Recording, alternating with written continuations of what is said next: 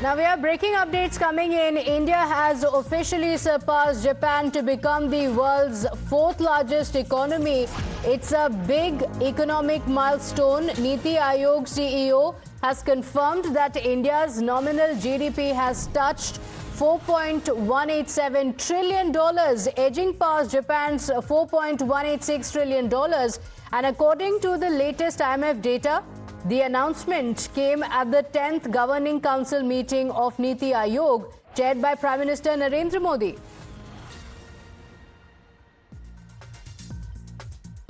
The reason for the PM giving this call last time is that India is at a turning point. It's at a takeoff stage. And this is at the cusp of a change in our growth trajectory.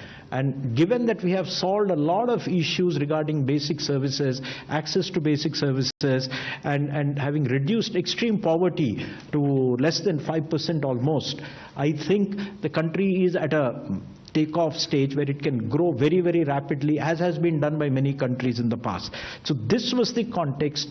Given this, as well as the demographic dividend that India is actually blessed with for the next 20-25 years, that we can grow rapidly, the Prime Minister gave a call that all states to prepare a vision document at their level. And this is already visible in the growth of India. We are the fourth largest economy as I speak. We are a $4 trillion economy as I speak. And this is not my data, this is IMF data. India today is larger than Japan. So it's only the United States, China, and Germany which are larger. And if we stick to what is being planned, what is being thought through, it's a matter of another 2.5 to 3 years, we would become the third largest economy. And in this, the reason for the Prime Minister giving this call is this is a long haul and we have to do it for about 25 years. States are fundamental. Be it industrial development, be it services, be it agriculture, be it human capital, everything has to be done in states. And if you do not have visions for states individually, it's like actually having a bullock cart with only one, bull, not two. It will not run. So if the vehicle has to move forward, you need both center and states to work in tandem.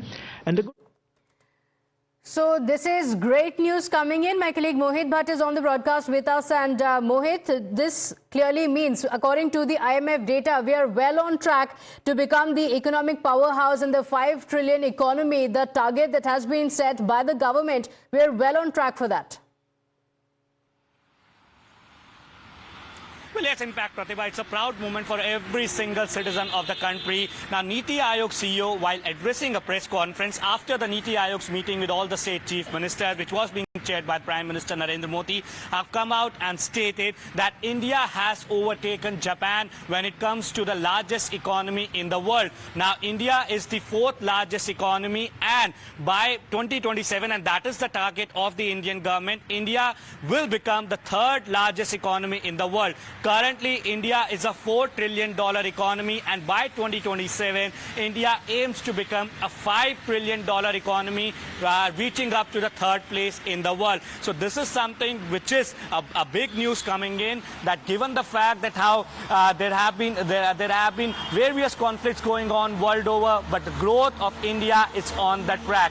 India is now the fourth largest economy in the world. We have overtaken Japan, and clearly by 2027, and as NITI Aayog CEO clearly stated that within 2 to 2.5 years, we aim to become the third largest economy in the world. And that is the vision of Prime Minister Narendra Modi. By 2027, we need to become the third largest economy. And by 2047, we have to fulfill our dream of having Viksit Bharat 2047. So it's a major announcement coming in from none other than NITI Aayog CEO, who has cited the data of IMF, saying that we have overtaken Japan. Data from IMF, and this is a big milestone for the country. Mohit, just a moment, stay with us. We have Sharad Kohli, senior economist, on the broadcast with us. Good morning and thank you for joining us, Mr. Sharad Kohli. A lot of celebrations in order. India now officially the fourth largest economy. This is a big milestone for India, isn't it? Good morning, and good morning to the viewers of Times Now. Indeed, we have crossed Japan and we are about 4.189 trillion. So we just have Germany, China, and America ahead of us. I think it's a big milestone, and this is a very calculated outcome of what has been done over the last 11 years. In 2014, we were less than $2 trillion. And in the last 11 years, we have more than doubled, in the what we could not achieve from 1947 to 2014. We have done more than that over the last 11 years. This speaks volumes of the fact that the economic policies which were laid down by this NDA government over the last decade have yielded results. I mean, the list is very, very long, from GST to insolvency, from various welfare schemes like Mudra Yojana, Ujjwala Yojana, Startup India, Stand Up India. I think the big push has been Make in India, because today India stands in the China Plus One policy. Today President Trump had to say that, tell Tim Cook that please do not manufacture in India. So he's somewhat scared of India's economic prowess, shall I say. And then, of course, infrastructure push for me is the biggest takeaway in this whole growth, because more than 100 lakh crores spent on ports, airports, roads, highways. I think that has done the magic to the country, because it has generated employment. It has brought 25 crore plus people out of poverty in the multidimensional poverty index. So I think the country has transformed, and I think the goal of being third largest for me looks nearer now. In fact, I won't be surprised if we reach there even before 2027. Okay, all right. That's very, very encouraging. Thank you so much for joining us. We have Ajay Dua, economist, also on the broadcast with us. Thank you for joining us, and good morning, Mr. Ajay Dua. Very, very encouraging. And look at the numbers.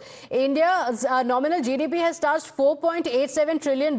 So it wouldn't be wrong to say we are racing towards the $5 trillion economy mark. I would fully agree with that, because while we did not expect the rate of growth of the fourth quarter of the current year to be above 6.5%, but it does seem, though the final figures come out much later from the National Statistical Office, that we seem to have had a very good quarter, very good second half of the current year, and that is how we are now heading towards the 5 trillion mark. And I would think that during the current year itself, we might get one more news, that not only have we gone past Japan to become the fourth, maybe that when I say current year, now we moved on to 26, that we also gone past Germany to become the third largest.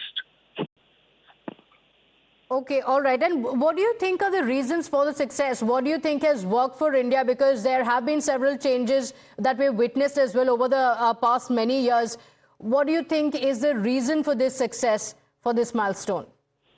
One, I think our agriculture, though still highly linked to the monsoon, it has done well in the second half. I'm taking the second half, that is, starting from last October to all the way to March. We did agriculture. The monsoon gods held out. We had a good monsoon, and the production of both wheat as well as paddy. The important point is, hitherto we were more of a wheat producing nation, but this time we have made a major achievement of becoming probably the world's largest producer of paddy, also rice. And that is important. Okay. And how sustainable do you think India's current growth trajectory is? Do you see any challenges on the path? Retaining 6.5% rate of growth is absolutely sustainable, but we have to make sure that the details, the small little details which are to be attended to, those get the attention which they deserve. And I'm meaning our services sector is really going to be the driving sector much more than our manufacturing. Manufacturing good, that depends upon a lot of, our ability to export those, what happens in the United States with respect to tariffs and those kind of things. But services which are delivered by Indian human beings, that those continue to remain in the driving seat, and the world does need services. and we are no longer talking about services only from illiterate people. Services which are very much state of the art and which are required by a large number of people around the world. Okay. Digital, intellectual, and whatever one might call it there. They bring a lot of value added, and our population of 1.4 billion, I think we are going to be able to get so-called dividend from it if we continue to skill them. So population is going to be the engine that drives the growth. Mr. Ajay Dua, thank you for joining us. We also have economist Sunil Alag on the broadcast with us. Good morning and thank you for joining us. And what a milestone it is.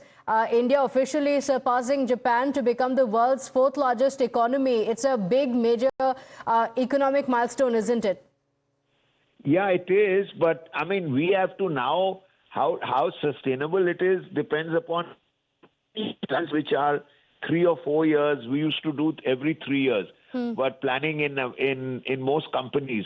But today, the world is changing.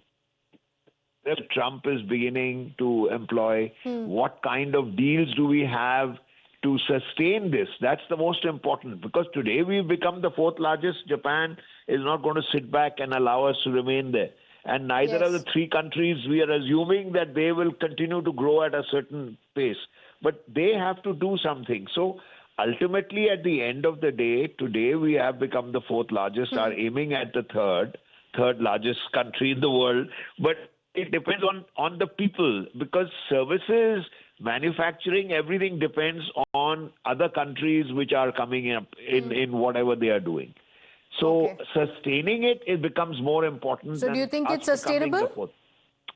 I think it is, but what is happening in the world today is it is sustainable, because what is happening in the world today is very important, because there are so many wars which are taking place and so many areas that today to predict something is impossible. But we have to move towards manufacturing, because what has Trump said? Trump has told Cook that, look, if you're setting up factories in India for Apple, then we are going to have extra tariff on you. So Mr. Goel's job has become more sustainable than ever. He is now going to do whatever he has to do. But look, becoming the fourth largest by itself, 144 million population is growing every day. Now, the important thing is education and population. The education system that the government comes up with every budget and every year is very, very important, because today the opposition in parliament becomes one very important thing to make it sustainable. It's not Modi alone who will take to the fourth largest. That's what In fact, it's going to, if it's a success of the entire country, everyone has to be together in it. We'll have to leave it at that. Thank you so much for joining us with your expertise on the matter. India, in fact, now stands only behind United States, China and Germany in terms of the economic size. Big milestone for India. With that, quick break. We'll be right back.